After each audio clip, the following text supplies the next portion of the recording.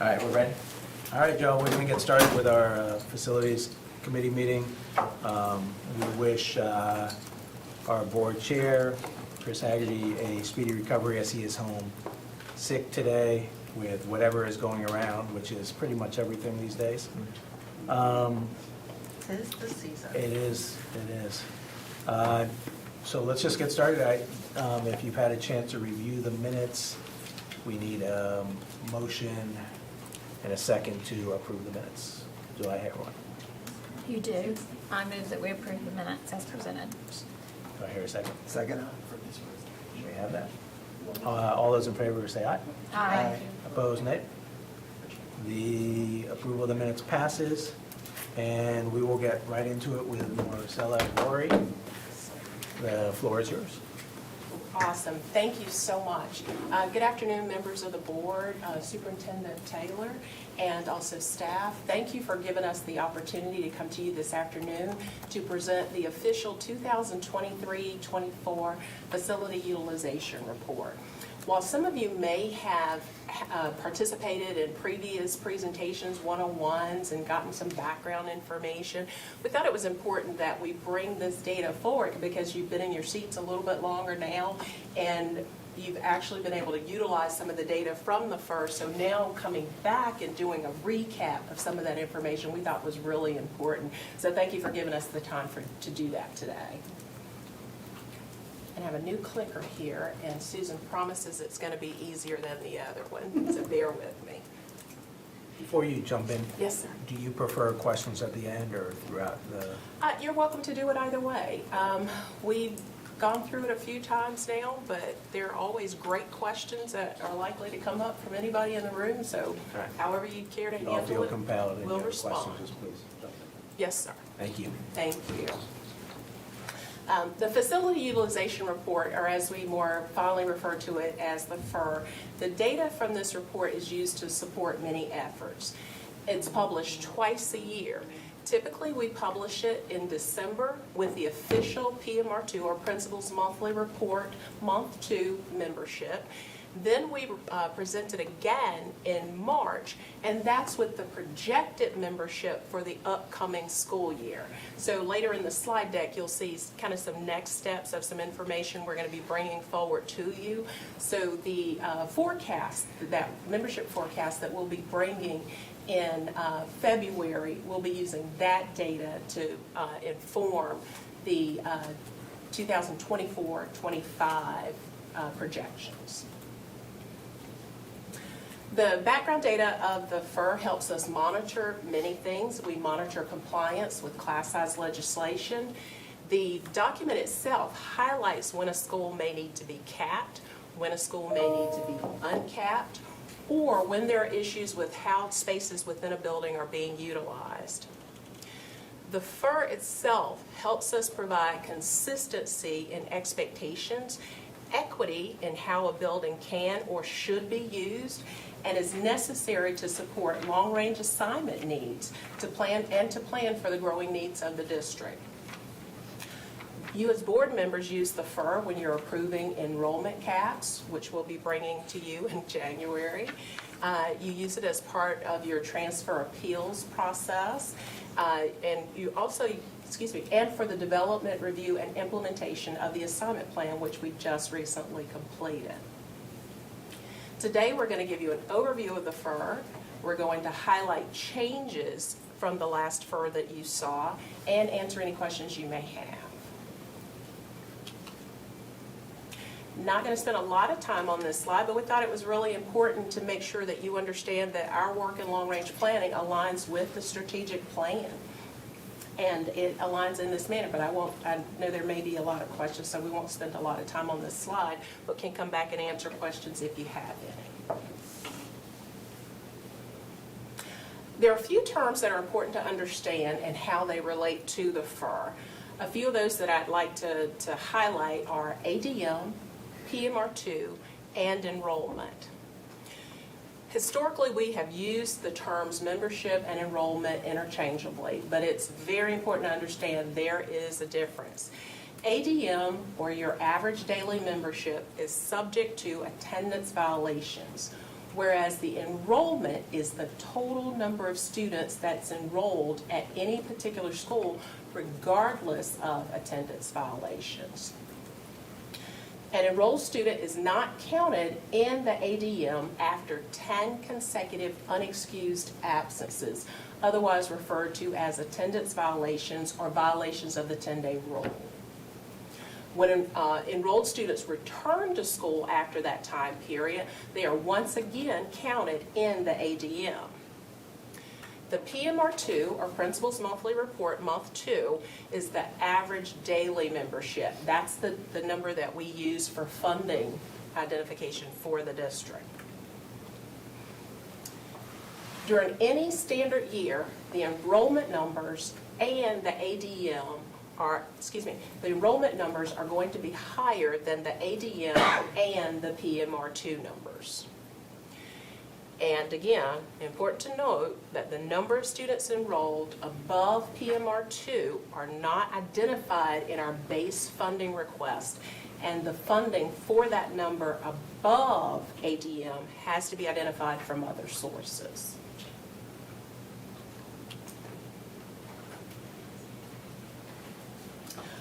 One of the areas that, that affects the FER is the school's capacity. The school capacity is the underlying metric for determining crowding, new school locations, membership forecasting, and CIP, or a capital improvement plan, planning. Each new school construction project or renovation project that's brought to the board for approval at schematic design is designed for a specific capacity and follows a specific capacity model. The capacity model defines the number and types of classrooms and the number of students or capacity that each space should hold in the brick and mortar building. The example before you is a typical elementary school capacity model. One thing you'll note as well is that for elementary and also for middle, typically their capacity models will identify both a traditional capacity as well as a multi-track year-round capacity. Our current plan, and you'll hear some updates on that from FD&C soon, is that our schedules are such that schools are to be completed in time for the board to make a decision as to whether or not a school should open as multi-track year-round, as you just recently saw with Woods Creek Elementary and our recommendation that we open that school as multi-track year-round. The red line that you see on this document denotes what's capacity, those spaces that are above the line, and which spaces are non-capacity, which are those below the line. So the spaces above the line basically say that we should have X number of classrooms per those grade levels, and these are the numbers of students that should be in those rooms. And then at the bottom, above the red line, you see what that capacity of that school would be at both traditional and multi-track. The difference between this and when a school is overutilized is when we have a bubble. Say we have more kindergartners that move into an area and we need to open another first grade classroom. So if in that situation, we would have to look below the line for any available non-capacity space that could potentially be used, or basically moved above the line to be used for that first grade to help with that bubble. That does not change the capacity of that school. That situation just simply would reflect we're using the building above 100% utilization because we've had to take a non-capacity space to use for that additional first grade classroom.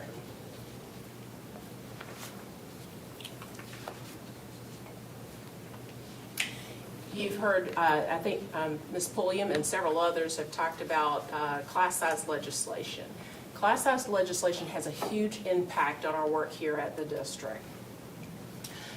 The K-3 legislation that was enacted a number of years ago, it dictated the maximum number of students that we could have in grades K through 3. We were given the opportunity to phase that limit in over time to the point of the 2021-22 school year where we had to fully implement the 18, 16, 17, and 17 at K through 3. It is critical that we monitor and balance the number of kids that we have in our kindergarten and first grade classrooms, because the children that are in kindergarten this year are going to be in first grade next year. And you notice the per class size is reduced once they move forward to first grade, which puts us in a situation of what I just mentioned. I may need an additional first grade classroom. I've got to go below the line, find out where I can move some other programs around in that building, move that space to handle that additional first grade class at the top. So balancing the number of kids in each grade at each individual school is critical.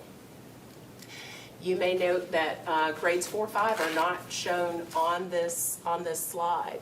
Right now, there are no legislative limits, but I'm sure you are aware that there's been some proposed legislation that would limit the number of students in grades 4 and 5. We are monitoring that. We do not have any updates on when or if that will actually take place. I think it's very important to highlight again, whenever the initial K-3 legislation was enacted, WCPSS immediately had 559 fewer classrooms, or approximately 9,500 fewer seats available at our elementary schools without touching a thing. So for the new legislation, and just again, based off of not having as much guidance or background data on the proposed legislation as we did for the K-3, as our team shared with you all back in the spring, that has a potential impact of about 74 fewer classrooms at our elementary schools, or approximately 1,760 fewer seats. So again, class size legislation has a huge impact on all of our work, and typically there's no funding that's been identified to help us deal with the resource needs in order to accommodate that. Sure. And just as a reminder, it did not pass last legislation period. We're just bringing it to your attention in case it comes up again for next year. And it's because it impacts the facility utilization. So Yeah. we bring it up for both of those reasons. Yes. Can you very briefly just touch on how the school system responded, what you had to do after the first time they changed class slot or imposed class size limits? And just to clarify, so your question is, whenever the K-3 was enacted, Yes. how did we handle it as a district? Correct. We had several situations at many of our capped and overcrowded schools where we may have had to double up. We may have been running 2 kindergarten classrooms in one classroom. We, in some instances, took over conference rooms. We took over basically every space within the building that we could appropriate for our classes. We had some classrooms where we may have had to run a K-1, or we may have had to have an additional teacher in a room, so it's not 2 full classes, but we have a class and a half. So and I'm looking at Chief Ellis here in case you wanted to add anything additional, but we basically jumped through hoops to make that work. And that was the initial, because obviously it was just running, coming down the, to the schools. And so now that isn't the case.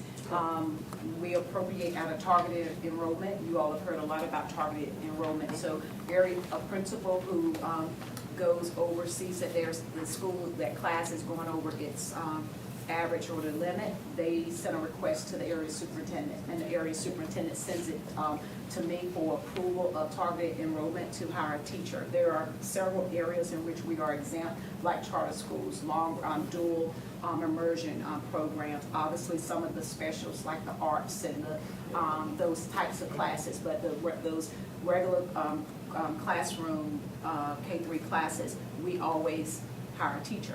There's never a time where we don't. So even if it's posted and we don't have teachers available, in order to ensure that we can get a sub. So sometimes we end up with a substitute that if there is not a room to, for capacity, based on capacity, that sub is co-teaching in that classroom. So we no longer have the situation where what Ms. Rory just described to you as when it first came down to the schools, to the districts. But and I'm sure many districts probably still do because it's an unfunded mandate. And Right. so I will say that our district has set aside the funding to ensure that we hire a teacher and when we get that.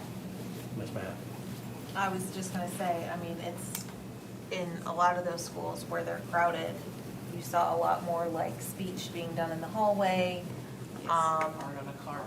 art on a cart, and, things that, like having a classroom can make a huge difference. Like, I remember when I did, the special that I used to teach on a cart versus having my own classroom, and it was a whole different ballgame. But it also, for all of those crowded schools or cap schools that are on our FER, you have to wonder, what could the difference be if we could go to, I think it was 24 for kindergarten with a full-time IA. From principals and Chief Ellis, if this is still true, let me know, and if it's no longer true, I'd love for that to be the case. Their 4th and 5th grade used to be the sweet spot for elementary, and now nobody wants to teach it because you don't know how big your class is gonna be. And Ms. Mahaffey, I'm glad you brought that up because when I leaned in, that's what I was gonna say. The unanticipated consequence of this, it exploded your 4th and 5th grade class sizes.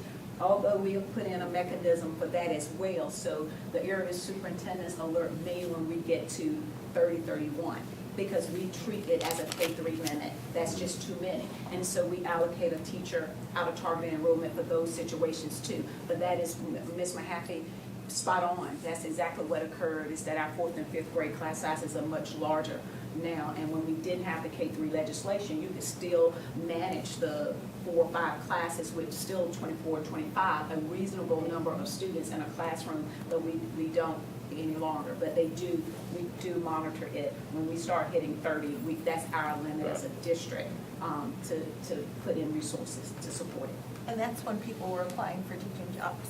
Sorry, Exactly. I'm gonna stop, That's because exactly it just right. cascades from there, right?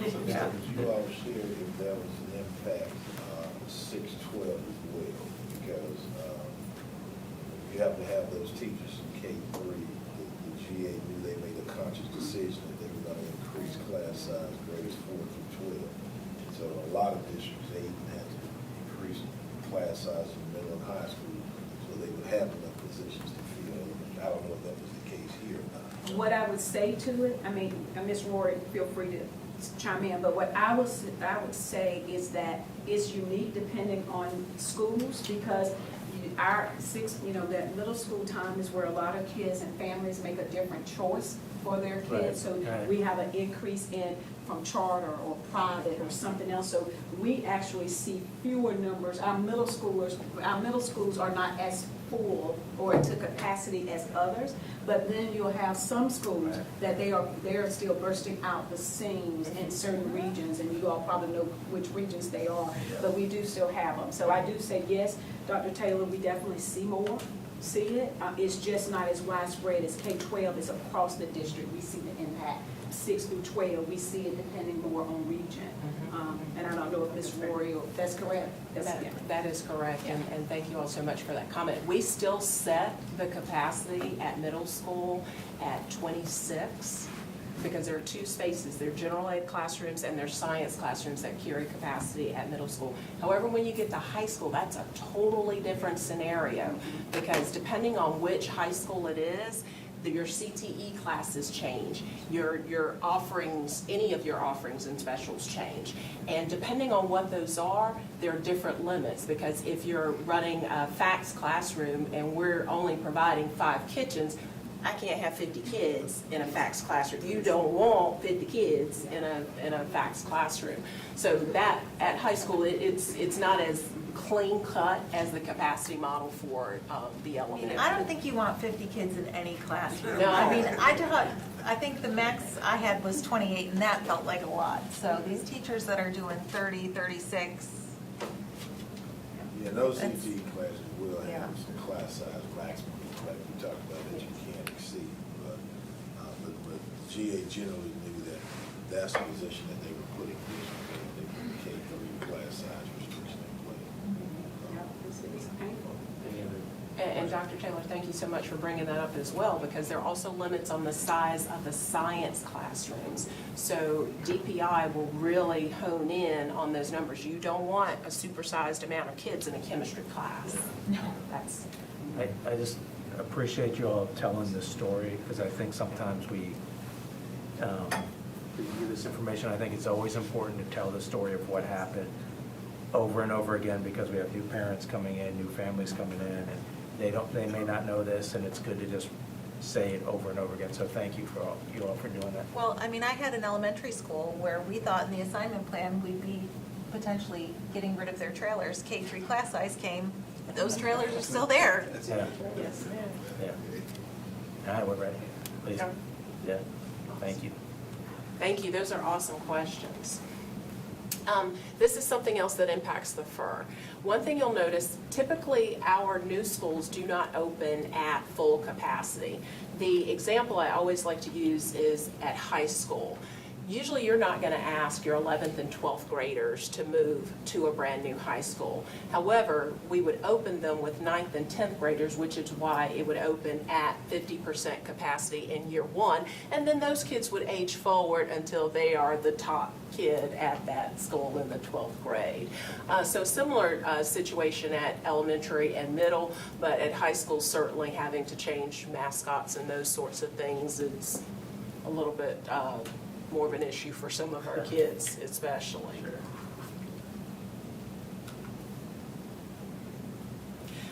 This slide, we just simply wanted to give you an update on what the format was. Since I've been on this side under Chief Ellis, we've gone through a lot of scenarios of what needed to be included and what would best help the board to see quickly what has changed, what's new, what you're expecting, so forth and so on. So on this slide, we've shared all of that information. One new thing that you'll see this year is that we had early access to the 2024 Restart eligible schools. So you've not seen that in the past. We do have that this year. The red cells denote something has changed. You'll also note on some of them, like if you look at the second example on the middle school, where it has yellow on the school code, but then it's green on the actual school name, that would just simply denote that that school is not only Restart, but it's capped. So those sorts of things, so follow that color code on the FER format, and that will provide you that data. We also track the capacity and non-capacity trailers. Those are treated the same as the brick and mortar capacity. So 20 at elementary school, 26 at middle school, and then we do a flat number of 24 at high school.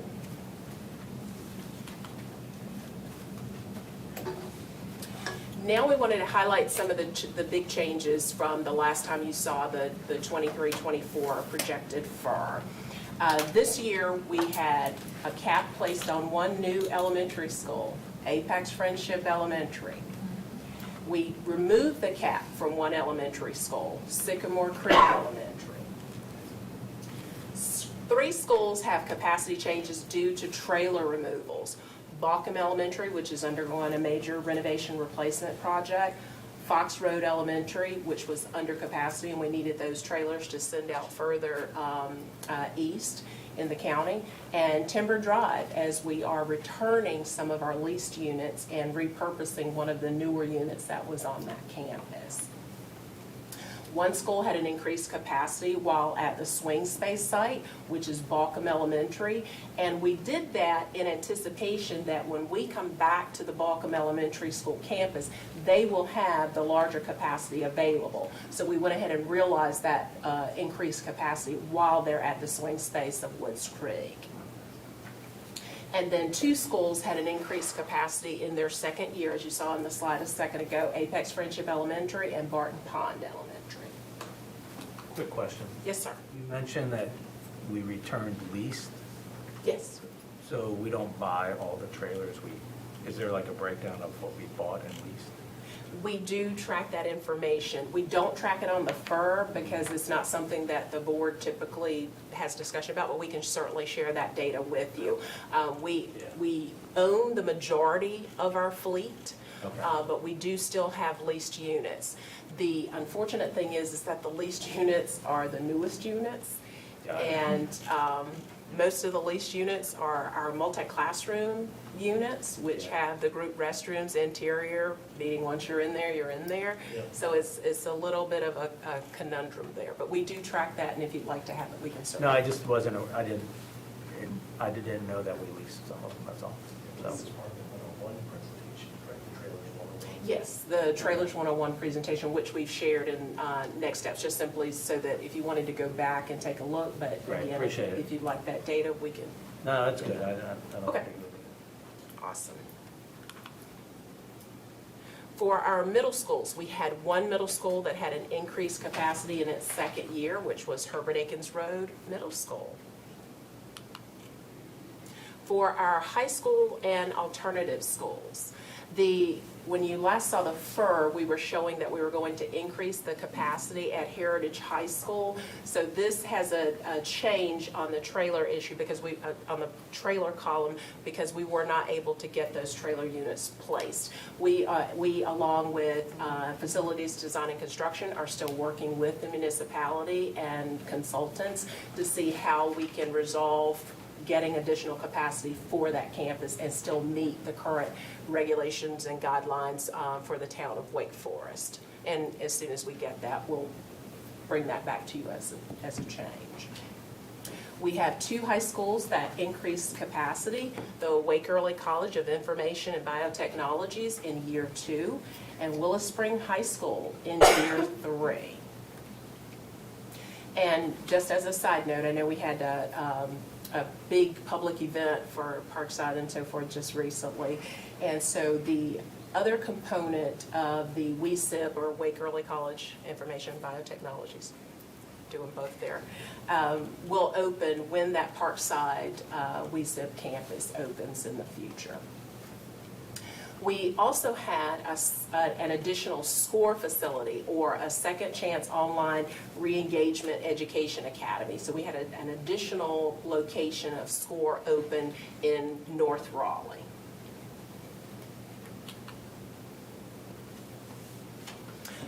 Now we'd like to show the visualization of the FUR.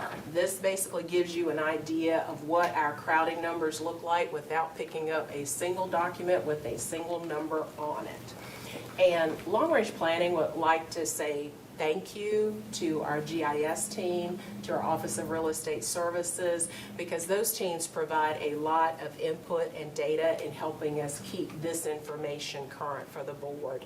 Also in our GIS team in making sure that we have new school locations placed on this map, because that also helps the board see quickly. It's like, okay, it's red right now, but in very short order, we'll have some assistance in moving those along. So it gives you an early view, even before Ms. Pulliam comes back to say, okay, we got to load these schools. This is where we're looking at pulling notes from. So we just simply wanted to take the time to say thank you all to those groups for that assistance. So this map demonstrates our current crowding levels. In the past, our CIP planning assumptions called for the placement of at least 4 trailers, or the ability to place 4 trailers at elementary schools. So that's kind of been our gauge for looking at when we have too many trailers at an elementary. For our middle schools, it was 6, and at high schools, it was 6. So you've heard in recent presentations that some of that has moved from trailer placement to flexible capacity within the building. So we don't have any of those in place at the moment, but in the very near future, you'll notice that there's going to be a line on the trailer, actually the trailer column will adjust to say trailers and flexible capacity. Because one of the things we did not want to do was to go ahead and absorb that capacity and say instead of a 1248 middle school, we now have a 1560, because as soon as that fills up, I have no other place to age those teams forward, and then we go back to the situation of even larger class sizes. So you'll see that soon, but I did want to explain why we used 4 as kind of a couching number there. So any of the schools that have 4 trailers are noted with a small icon. Any of the elementary schools that have more than 4 trailers are noted with the large icons, and they have the calendar assignments on there. And any schools that don't have trailers just simply have a circle, that little dot. The white spaces, and this is consistent through all 3 maps, the white spaces demonstrate area crowding of less than 90%. The yellow is area crowding of anywhere between 90 to 100%. The peach spaces show area crowding anywhere between 100 and 110%. And the red spaces show area crowding of over 110%.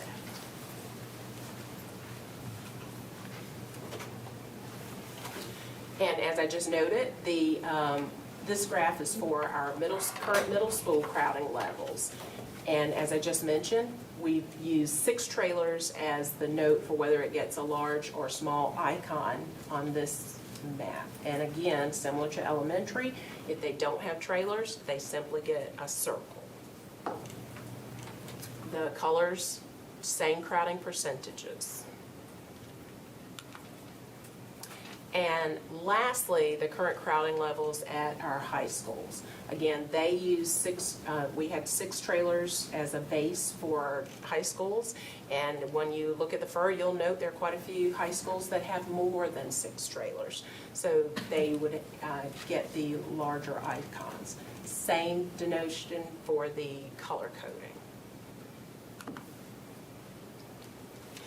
Following this presentation, as I mentioned, we will be bringing to you the capping recommendations in January, because now we've approved the enrollment plan. We're presenting the official 2023-24 FER based off of our PMR2 membership. We will bring capping and uncapping recommendations to the next meeting in January. Then we will bring that back because that requires a vote. So we'll bring it to Facilities Committee. We'll take feedback from the board, make adjustments accordingly, or go back and revisit whatever it is the board would like for us to revisit. We'll bring that to work session and then the same night to the board for a vote for capping or uncapping. We, along with our with Wake County government and our consultants, will be bringing the student membership forecast in February. That will give us an idea of what we're expecting our membership to look like based off of our socioeconomic situation, based off of the trends in housing, how many people are actually moving to this area, the live birth rates, changes in demographics, things that affected us pre-COVID, affected us, I want to say post-COVID, but in today. So we'll be bringing that information forward, and a team of us will be doing that presentation.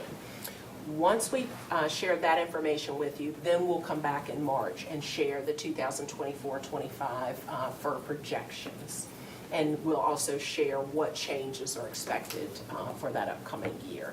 As mentioned earlier, we just like to recap some of those previous one-on-one presentations. But again, just thought it was really important now that you've been able to utilize some of this information for a period of time now to be able to understand how it all comes together.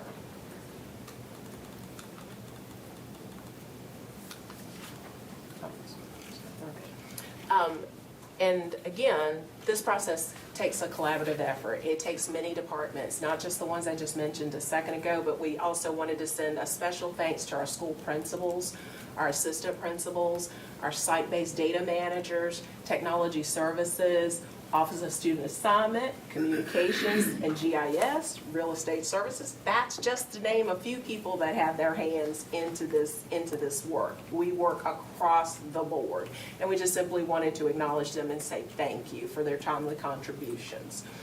And as backup to this presentation, we've provided an updated copy of the 2023-24 official FIR. We've provided a copy of the FIR sorted by board member. We have provided individual copies of the crowding maps for elementary, middle, and high.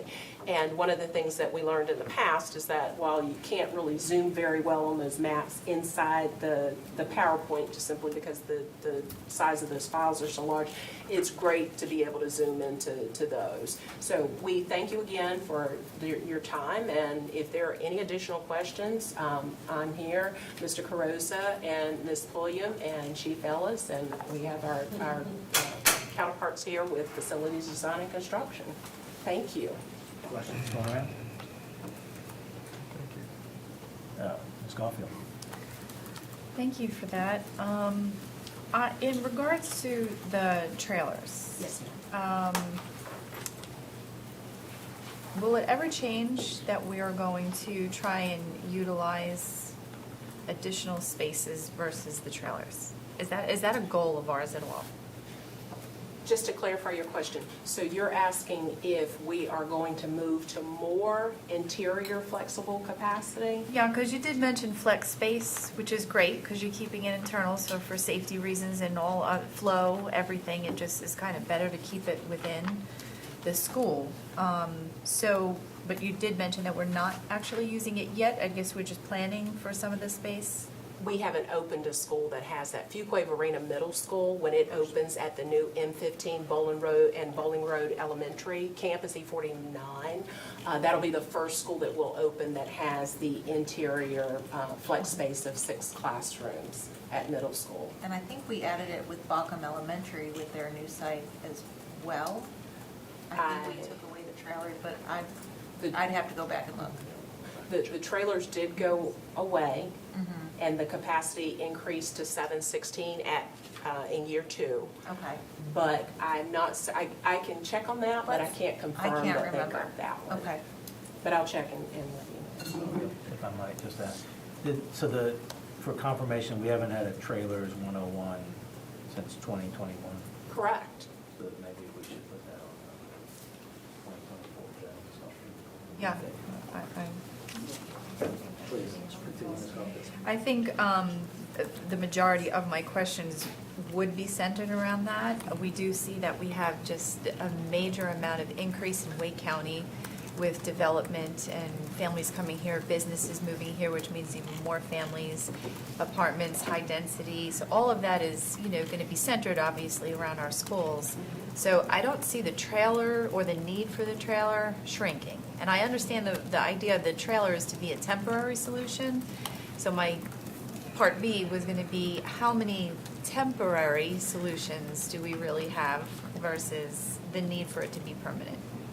At the bottom of the updated 23-24 FIR, it totals all of our capacity and our non-capacity trailers, I think. This is one of the attachments? Ms. Pulliam, At the bottom. can you pull that up in that Adobe? It's already open to the far right at the bottom. Bottom of the screen, sorry.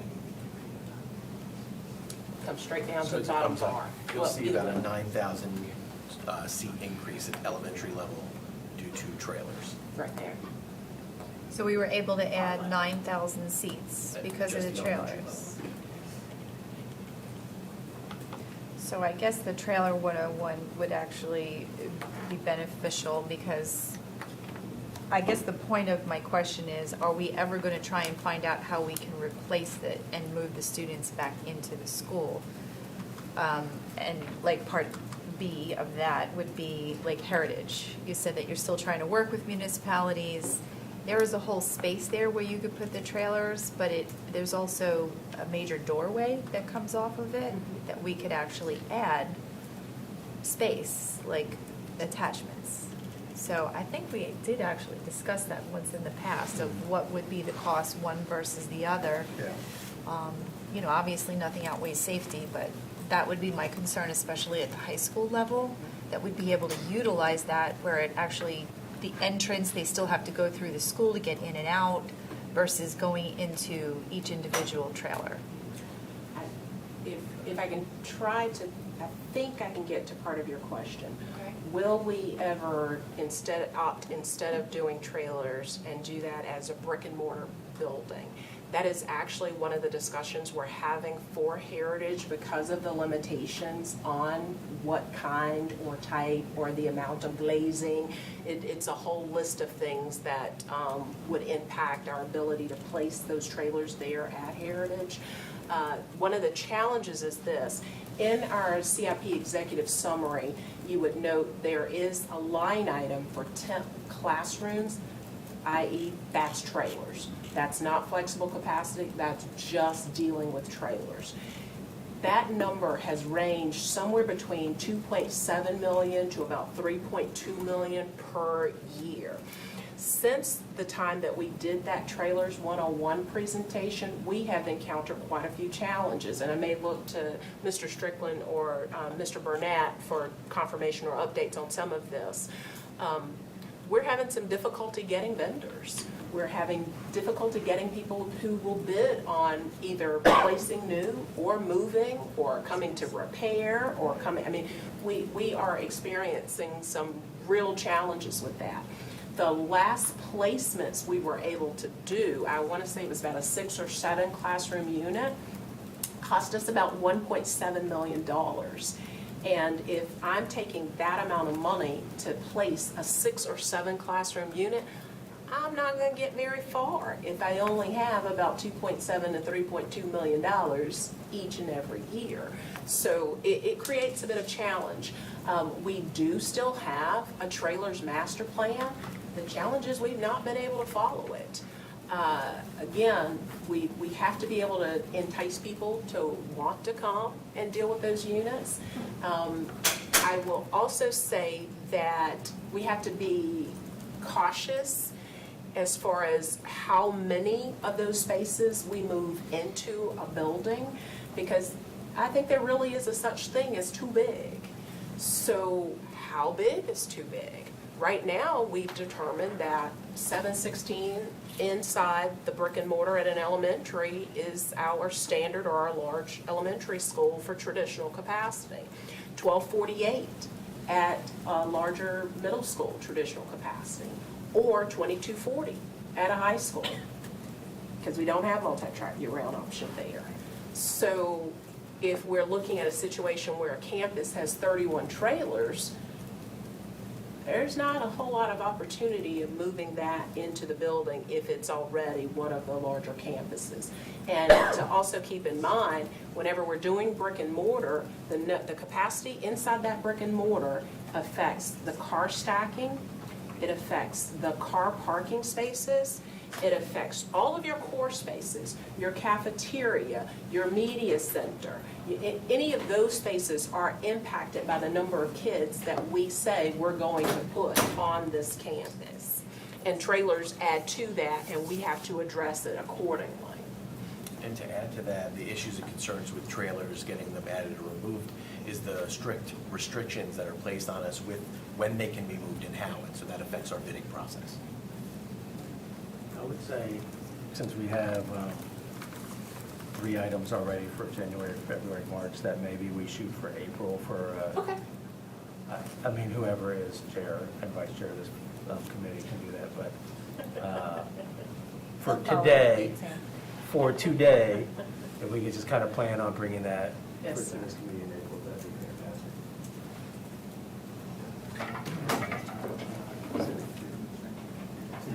That's right. Dr. Haynes. On my tour of different schools, I've seen where the space, the trailers have been used for other purposes, in addition to, teaching, having students there. I mean, is there a role for kind of looking at that as, like swapping spaces where the trailers are used for, some more kind of, non-teaching spaces, and then having the kids in the classroom, just trying to think of. I would say, because we have such wonderful staff, our principals, as I mentioned earlier, our assistant principals, data managers, et cetera, they help us track where they're moving things around in trailers every year, and we actually start that process again at the beginning of January, just so that we can stay current on where you're wanting to move things. The guidelines that we give is typically we don't like to have kindergarten or first grade in a trailer. We try to keep special ed inside the brick and mortar building. If a school has available trailer space and they need to pull things out of the building for storage, some schools have done that. It does not change the amount of maintenance that Mr. Strickland's maintenance and operations group has to do on that trailer.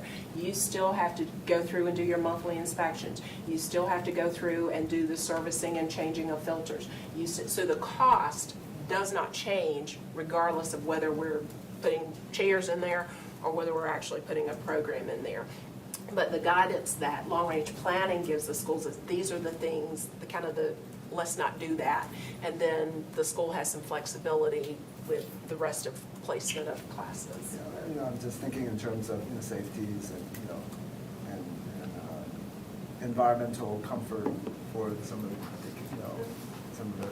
situations in the trailer. So if it were something that could be switch places, just thinking out loud. Well, funny you should mention that, because I will tell you, there are some people that prefer to be in a trailer. You get to control and I see a nod over here, I'm not sure from It whom. depends on the trailer. but You can control your own temperature, you have a little bit more autonomy. Yeah. And your own key, thank you. So you have a little bit more autonomy in that unit, whereas inside the building, you may have a thermostat, but you still only have a window of about 2 degrees colder or 2 degrees warmer in those spaces. So depending on who you talk to, I think they can be wonderful environments. We do have some challenges. We will acknowledge that.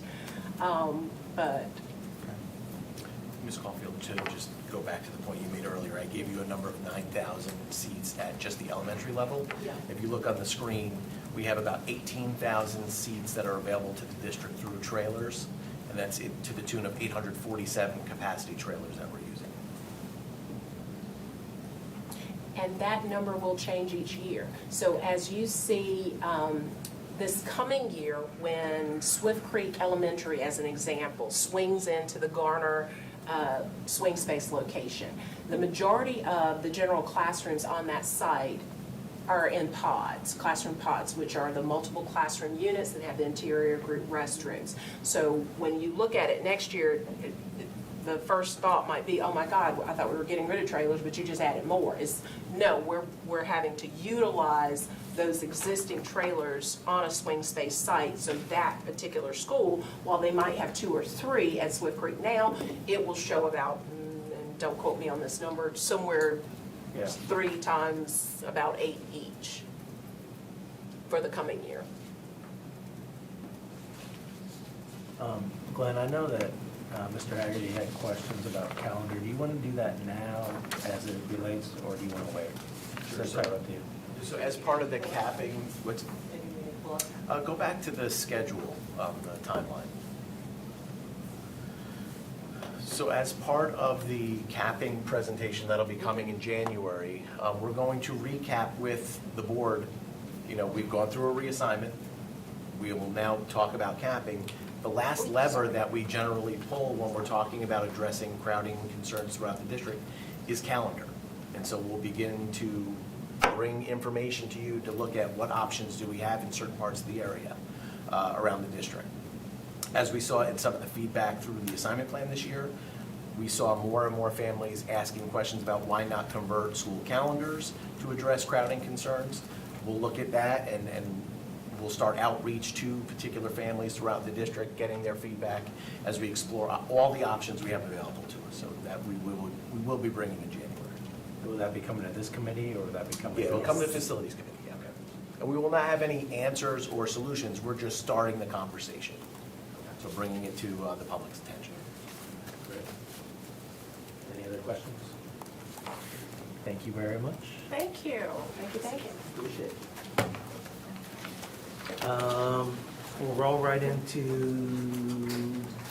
Dave Burnett, CIP introduction and space standards update, which I think this is a very brief update.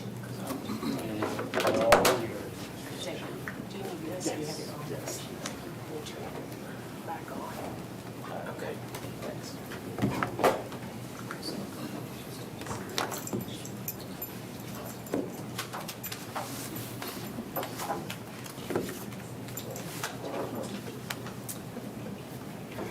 Well, thank you.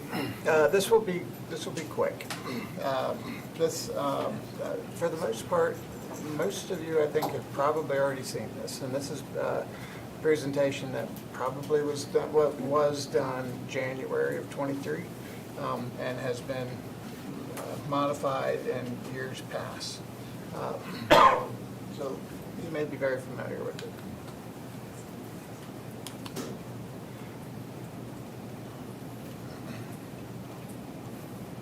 We will be covering these items. I can move on there. So, I'm just, did I go back? Okay. Many of these faces and names are the same as in years past, but not all. Lindsay Davis under Wake County, John Bevan and myself under Facilities Design and Construction are new to the mix. The other names are the same as years past.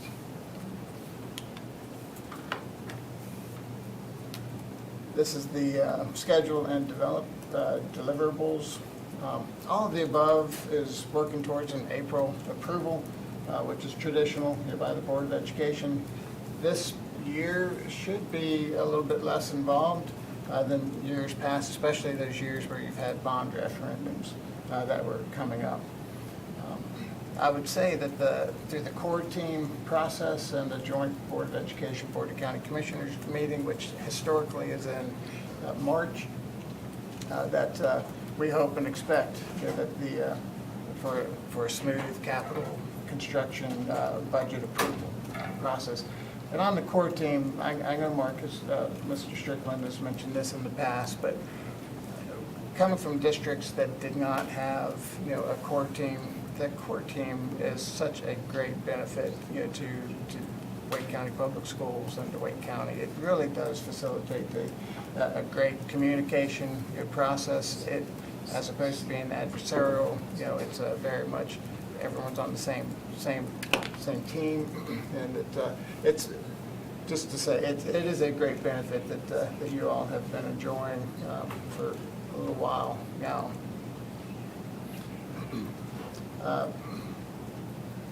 So this is talking about the key activities, and some of these activities are already in the works. And again, those presentations will be coming up at future committee meetings. I would note that the cost model information will continue to be a concern, as it has been since COVID. Obviously, COVID, we saw significant price increases and material availability issues. So that certainly is a much anticipated presentation. So space standards, we'll do an update by the FD&C staff in January.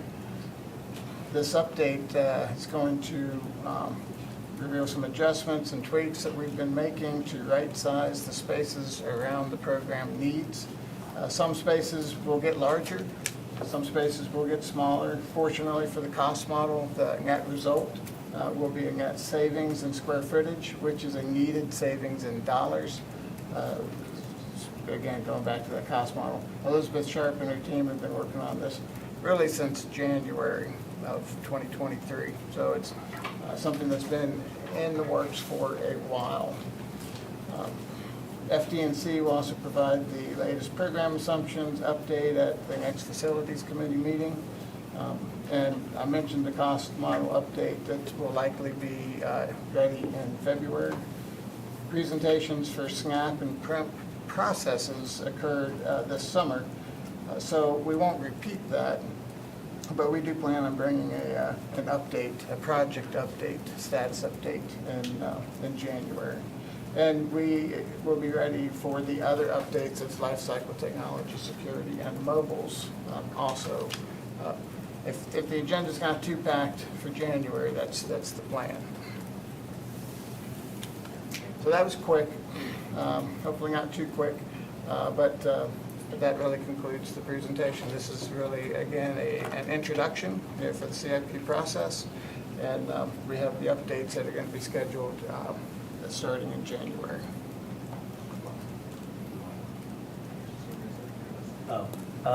So,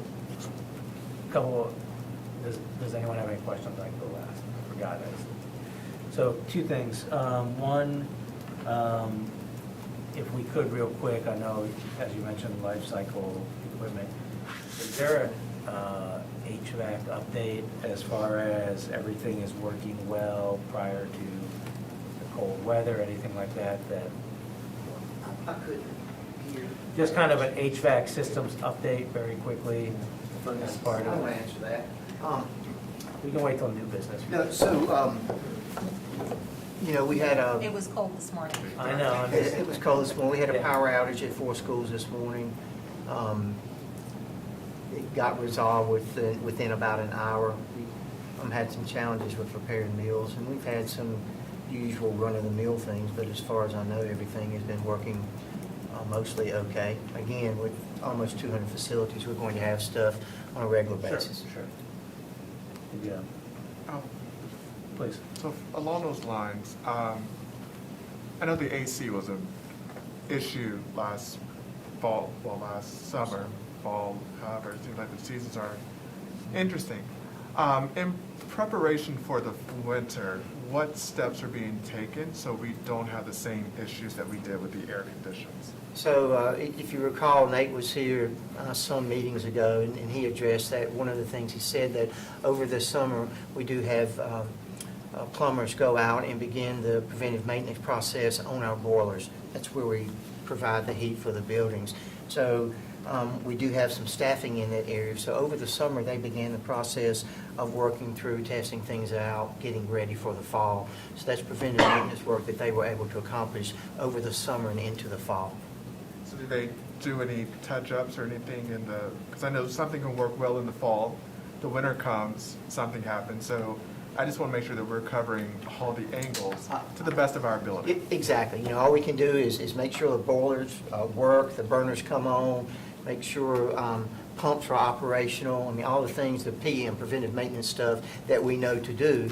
And then there are one-offs that happen that cause us problems that we just have to go fix them. So, Mrs. Swanson, I did have a conversation with Nate. Unfortunately, Mark was out with illness at the time. We had a really good conversation. So what I talked with him about is bringing information to the board probably in the February timeframe to get a comprehensive review based both on the data of West Systems are and both the short-term and long-term solutions to this problem. Because kind of what I talked with him about is that I knew back in the August timeframe, we were kind of on the hot seat in terms of answering questions about HVAC and all the stuff that was in the news. But there's another side to that whole picture that I want him to be able to present and share the data, share the things about personnel you can and can't have, people retired, and the knowledge that are left with them. So there's a whole host of things that we knew caused these problems. And so what I wanted to say to him is that we guarantee the board that we won't be in that position for this upcoming year. But I think it'll be interesting if we have an opportunity to share from the perspective of maintenance why we have these particular issues and what we can do to resolve them. Some of those things, in terms of contract help that he has, he's looking to do some things different with them. So kind of what he describes is that we have our top contract people that they come at the behest of the district. Then you have other contract people you bring on, they say, get in when you can fit in, and we'll get to you when we get to you, but we're not a priority for them. So I think those were people that were kind of brought on at the end. So we're looking to do some things different with that. But what he's tasked with is bringing that comprehensive review so we can share with the board exactly where we are and all the things we have in place to kind of mitigate those problems.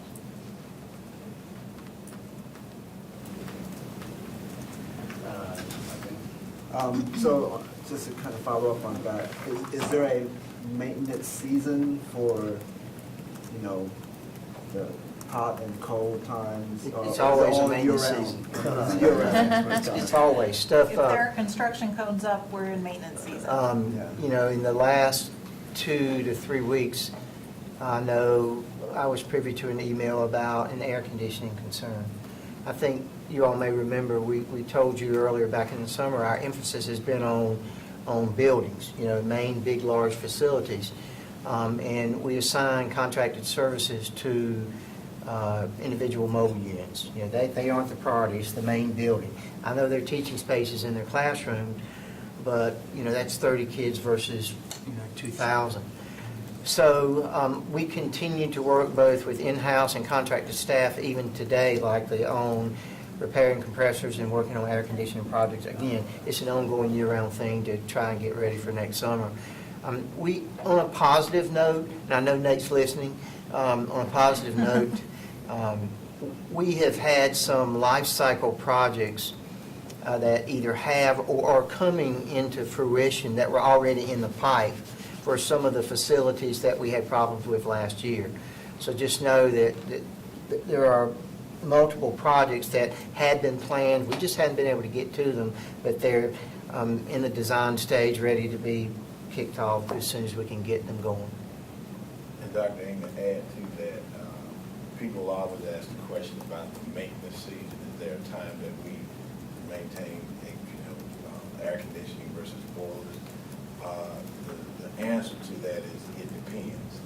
And so it depends on the system and the school and what they have. And so some systems you have to switch over from cooling to the boiler system and use the same.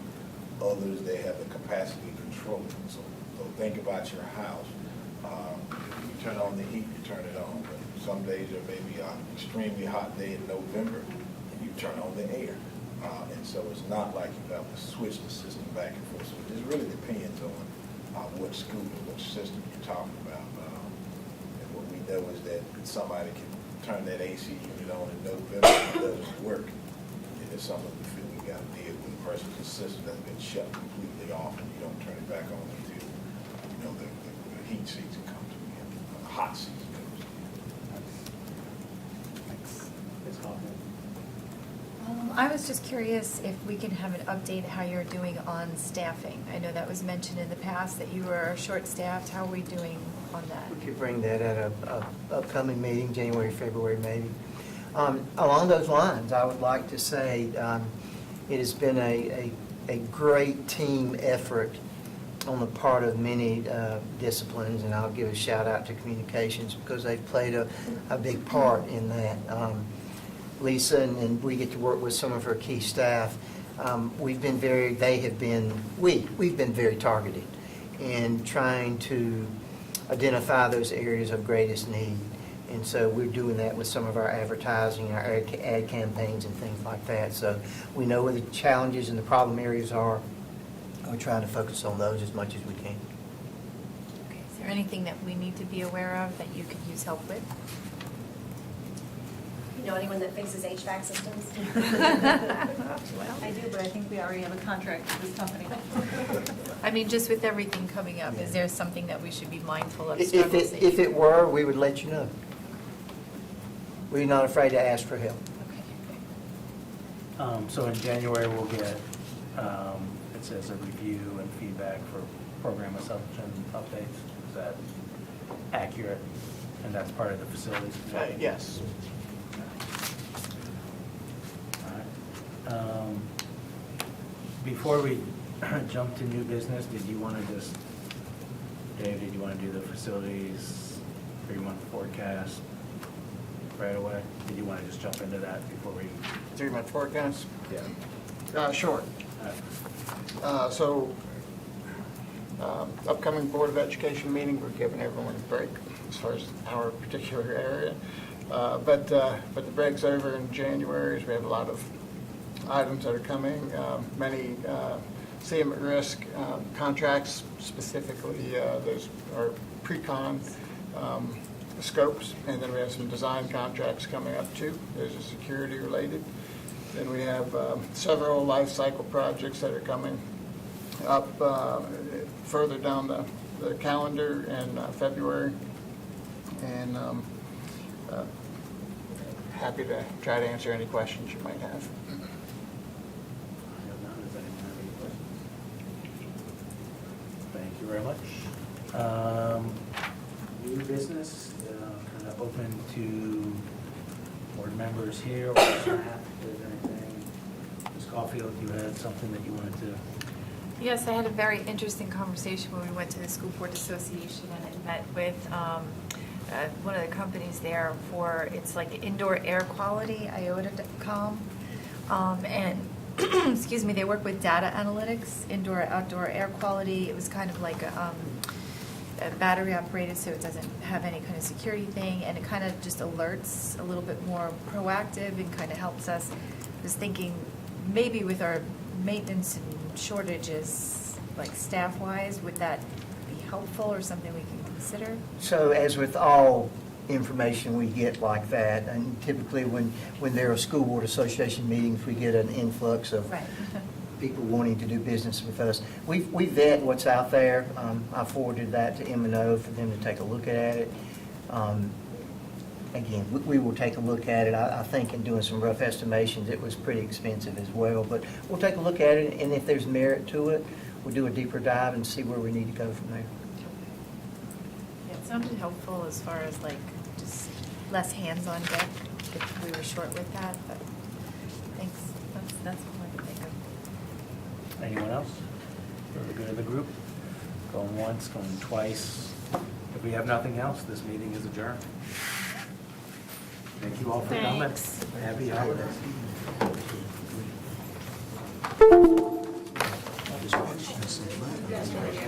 Hairs today.